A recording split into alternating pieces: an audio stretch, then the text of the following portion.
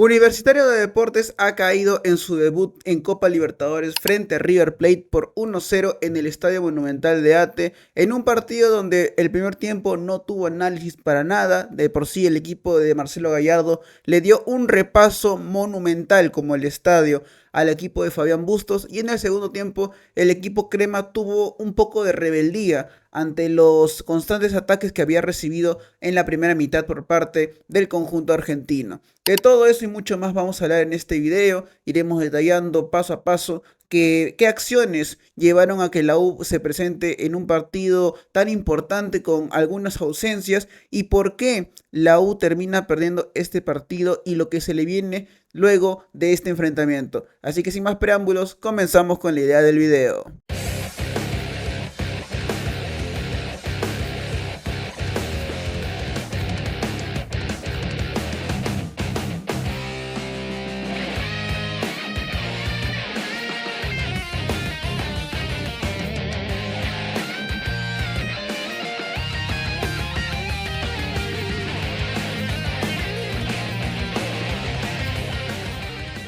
El día de hoy se presentaba lo que era el estreno de Universitario de Deportes en una fase de grupos por Copa Libertadores por segundo año consecutivo. Recordemos que los cremas están ya en estas instancias del torneo internacional en los últimos 2 años por lo que ha sido su bicampeonato en el fútbol peruano. En el 2023 tuvo una buena presencia en la Copa Sudamericana al mando de Jorge Fossati, y el año pasado tuvieron un muy buen debut ante Liga de Quito, un empate ante Junior de Barranquilla y luego un partido decente ante Botafogo, que terminaría siendo campeón en la edición anterior de la Copa Libertadores. Tomando en cuenta todos estos antecedentes, se esperaba que hoy día la U, ante un rival muy pesado en el continente como lo es River Plate, pueda afrontar un partido,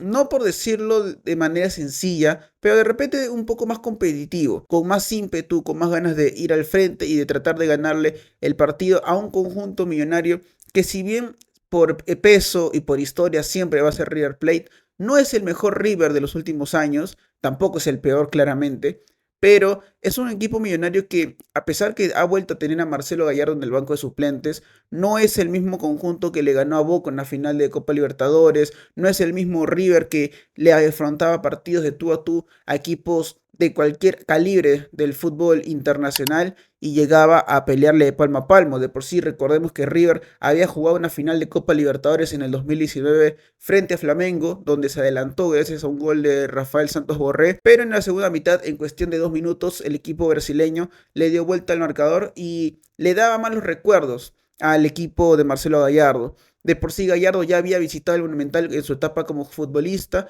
en una derrota de River justamente contra la Universidad San Martín. Por eso es que los antecedentes prestaban para que este partido, en cuanto a lo que era ya la cizaña, el morbo, por decirlo así, se preste para decir que River nunca había ganado el Monumental. Bueno, hoy día River salió el primer tiempo a devorarse Universitario con las ganas de romper ese maleficio. Habíamos repasado en nuestras redes sociales que River le estaba yendo bien en la capital peruana desde el 2019, sin contar la final de aquella Copa Libertadores, claramente, porque logró rescatar un empate ante Alianza Lima en el 2019 con un gol de tiro libre de Ferreira en el último minuto. Luego de eso, en 2020 visitó a Binacional y le metió 6 goles en la época de la pandemia. En el 2022 visitó a Alianza Lima, le ganó por 1-0, y en 2023 le empató a Sporting Cristal por 1-1 en un encuentro donde recordemos que el conjunto millonario falló un penal.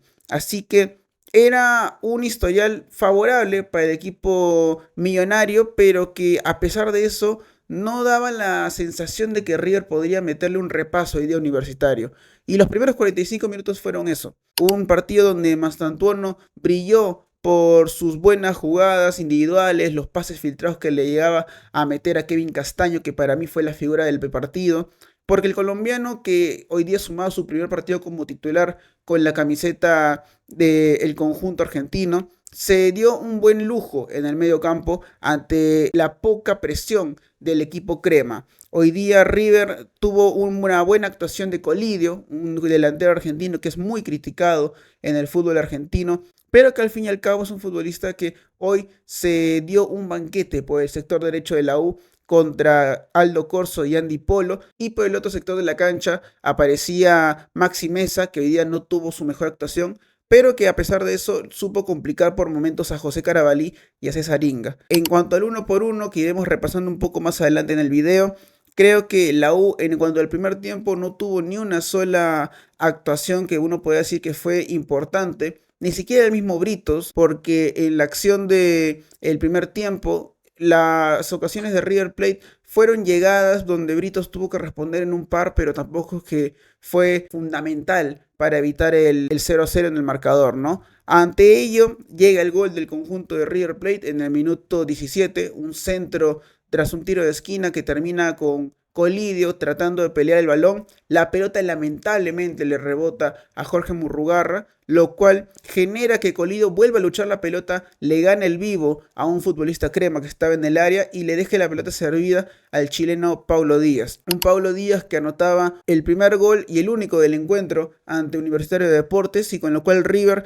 luego de eso intentó unas cuantas ocasiones más ampliar el marcador, pero luego de eso el partido terminaría siendo completamente cómodo y tranquilo para el elenco millonario que dirige Marcelo Gallardo. Ya para la segunda mitad, la U cambia completamente su manera de ver el encuentro porque intenta ser más rebelde. No fue un equipo que le manejara la pelota a River Plate. De por sí el conjunto millonario tenía errores a la salida del partido, tenía muchos errores a la hora de salir jugando de la defensa al ataque. Es por ello que en algún momento ya Sebastián Driussi se cansó de perder pelotas en el medio campo, que tuvo que ser reemplazado por Miguel Borja. Y la U tuvo unas cuantas intenciones en aproximarse al gol del empate. Primero, una llegada de Andy Polo en el primer tiempo, que fue un remate de larga distancia que pasó por encima de Armani. Pero en el segundo tiempo, como lo estábamos mencionando, tuvo una rebeldía que le pudo funcionar y mucho. Porque hay una jugada muy buena por parte de Jairo Concha que se saca con un movimiento individual a Enzo Pérez, le deja la pelota servida a Edison Flores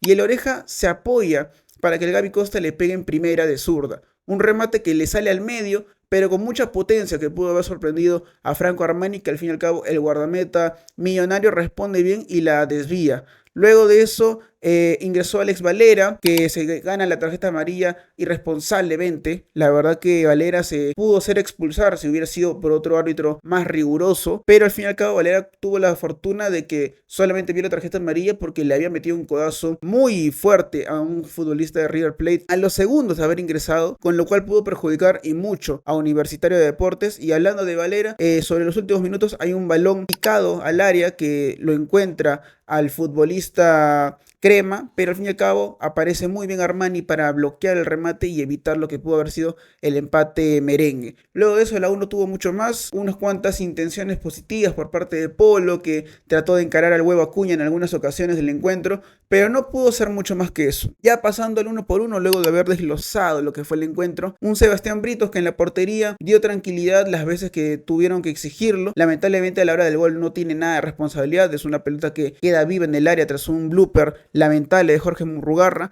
En cuanto a la defensa, fueron de menos a más. Creo que Corso hoy día sufrió mucho con Colidio en la primera mitad. De la segunda parte ya el delantero argentino, como todo el equipo, bajó el nivel, por lo cual ya no vimos a un Corso muy exigido contra el número 11 de River Plate. Y aparecería también la figura de Williams Riveros, que también levantaría muchísimo su nivel en el segundo tiempo. Pero al que yo quiero destacar es a César Inga. Un Inga que hoy día tuvo que jugar de una posición improvisada ante la lesión de Matías Di Benedetto, ante la ausencia también de Gustavo Dulanto. Por lo cual Bustos apuesta por el ingreso de Inga como ese stopper por izquierda, que termina saliéndole bien la jugada al fin y al cabo, porque creo que si bien en el primer tiempo, como todo el equipo de la U terminó pasándola mal, Inga levanta su nivel, con lo cual termina siendo fundamental para que River no contragolpee la manera que quiso hacerlo en el segundo tiempo. Y por los carrileros estaban jugadores que ya conocemos de memoria. Andy Polo, que fue muy rebelde contra el Huevo Acuña en la segunda mitad, que tuvo algunas galopadas en las cuales incluso llegó a buscar faltas que no le cobraron, que a opinión propia debieron ser sancionadas, pero que el árbitro del encuentro decidió no hacerlo. Y por el extremo izquierdo estaba José Carabalí, un Carabalí que hoy día tuvo un rendimiento muy pobre en la primera mitad. En el segundo tiempo es reemplazado por Paolo Reina, que tampoco hizo la gran cosa. pero ya van dos actuaciones un poco frágiles por parte de Carabalí, que veremos si se puede reponer para los siguientes partidos de Copa Libertadores, pero especialmente para el clásico que está a la vuelta de la esquina, que iremos detallando un poco más de eso más adelante. En el medio campo, acá viene todo lo que fue una parte de lo que demuestra lo que es el plantel de Universitario de Deportes y lo corto que queda a nivel internacional. Porque para el nivel local creo yo que la U tiene uno de los mejores planteles del fútbol peruano. Diría que incluso a la par de Alianza Lima o un poco más de repente, si uno lo quiere ver dependiendo de cada punto de vista, tomando en cuenta que es un plantel bicampeón. Pero la U hoy día sale con el medio campo que uno diría que es el medio campo alterno. Porque ante la ausencia de Rodrigo Ureña, Calcaterra y Pérez Guedes por lesión, Fabián Bustos se ve obligado a meter a Murrugarra,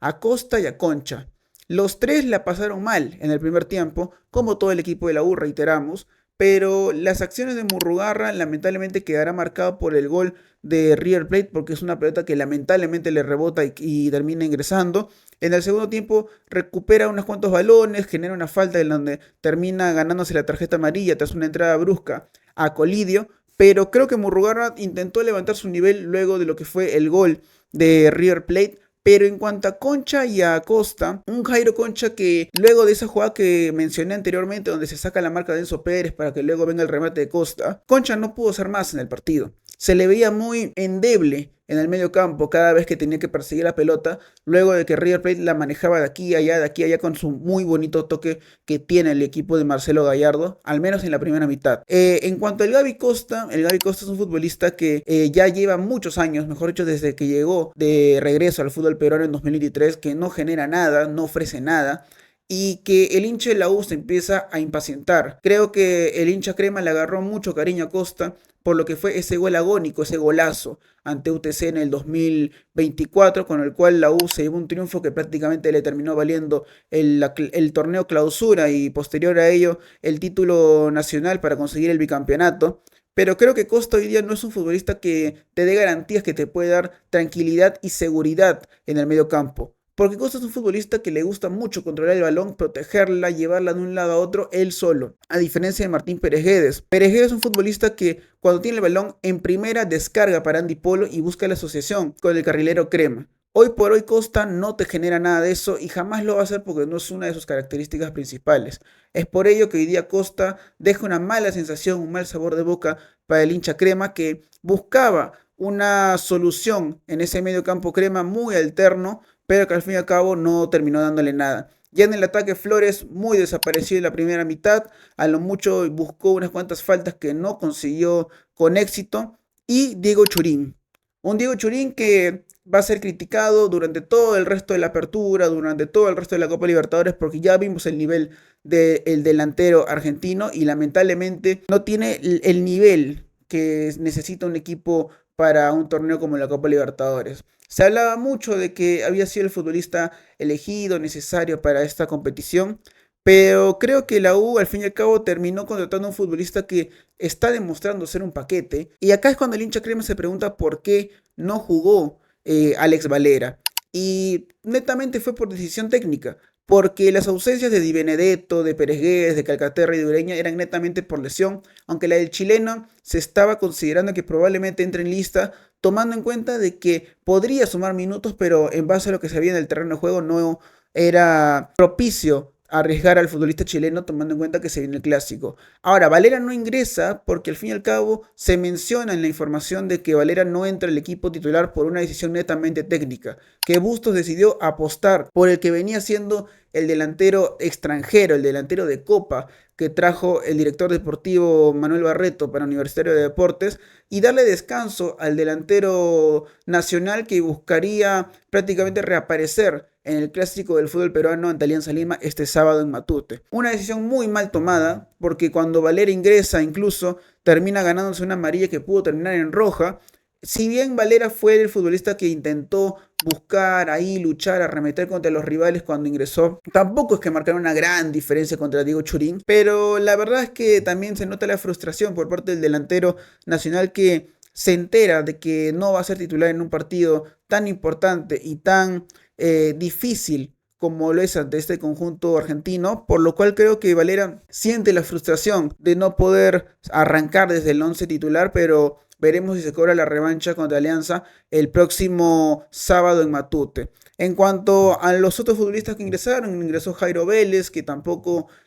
tuvo alguna jugada por ahí interesante. Habíamos mencionado el ingreso de Paolo Reina, el ingreso también del Tunche Rivera, que luchó, tuvo un cruce con Franco Armani sobre el final del partido, pero de ahí nada más. Pero luego la U no tuvo esa solidez para ir a buscar el empate. No hubo, aparte del remate de Costa y esa intención de Alex Valera contra Armani, no hubo una jugada clara que uno diga que la U estuvo muy cerca de conseguir el empate. Tan solo tuvo chispazos de rebeldía en el segundo tiempo, pero ahí nada más. Ahora la U va a afrontar el clásico ante Alianza Lima, un partido que pinta para ser muy picante, para ser muy emocionante, y donde la U buscará extender su buena racha en el estadio blanquiazul, porque la U no pierde desde el año 2018 ante Alianza Lima en el recinto de Matute, porque luego de eso cosechó un montón de victorias, entre ellas la del título nacional del 2023, unas cuantas victorias en el 2019, en el 2022,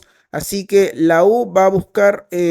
un partido más que nada para lavarse la cara, lo que ha sido esta derrota muy dolorosa ante River Plate, no tanto por el resultado, más que nada por el juego, por el pobre juego que dejó Universitario hoy ante su afición y que buscará mejorar ante lo que va a ser su próximo partido de Copa Libertadores cuando enfrenta a Independiente del Valle por la segunda jornada de la Copa Libertadores. Y eso ha sido todo por el video de hoy. Muchas gracias por haberse quedado hasta el final. No olviden dejar su like, suscribirse y activar la campanita para que sigan llegándoles muchos más videos así. No olviden seguirnos en nuestras redes sociales, tanto en Instagram, TikTok y también en Twitter, donde estamos poniendo los resultados y las jugadas más importantes de los partidos de los equipos peruanos en el fútbol nacional y también en el internacional. Y sin nada más que decir, con nosotros será hasta la próxima.